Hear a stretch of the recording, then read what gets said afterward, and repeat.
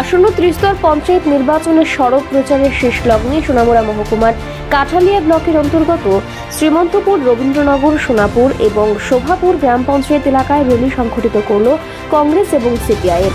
এই দিনেরই র্যালিতে কংগ্রেসের পক্ষে উপস্থিত ছিলেন কংগ্রেসের প্রদেশ সভাপতি আশিস সাহা, সিপিআইএমের পক্ষে ছিলেন বিধায়ক শ্যামল চক্রবর্তী।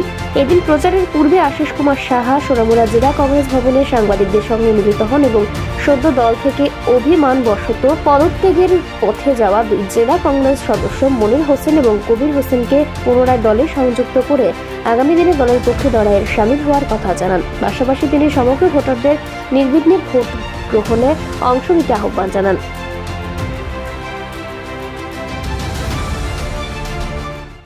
নির্বাচনের শেষ লগ্নে শ্রীমন্তপুর থেকে একটা আমাদের আজকে র্যালি সংগঠিত হওয়ার কথা। ওই র্যালিতে অংশগ্রহণ করার জন্য সোনামুড়ার নেতৃবৃন্দদের নিয়ে সেখানে যাচ্ছি।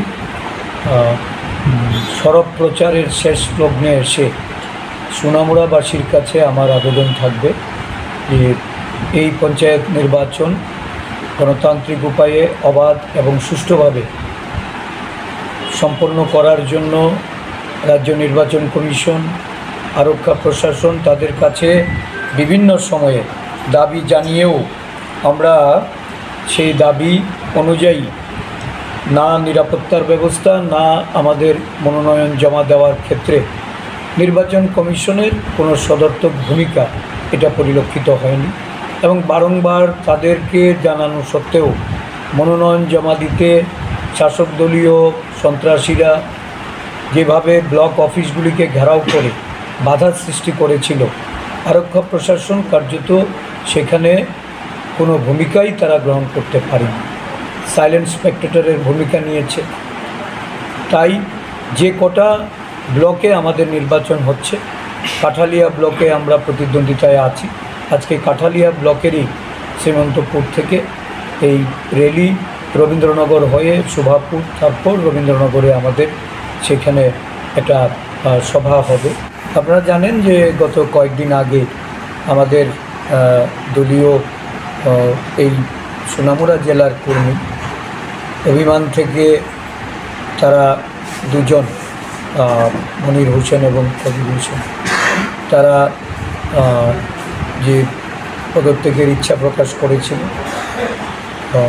আমি জেলা নেতৃত্ব সকলে মিলে আমরা তাদেরকে বুঝিয়েছি এবং তারা এই সিদ্ধান্ত যেন প্রত্যাহার করে নিয়ে তাদের দলীয় কাজের সঙ্গে তারা যেন যুক্ত হয়, এই অভিপ্রায় নিয়েই জেলার নেতৃত্বরা তাদের সঙ্গে আলোচনা করেছেন এবং তারা এই সিদ্ধান্ত থেকে নিজেদের সরিয়ে নিয়ে এখন দলের সঙ্গে যুক্ত হয়ে সর্বোপরি নিষ্ঠার সঙ্গে কাজ করার জন্য তারা প্রস্তুতি নিয়েছেন। আমি এখানে তাদেরকে বলবো যে এই পঞ্চায়েত নির্বাচনে দলের নির্দেশ মেনে তারা যেন ঝাঁপিয়ে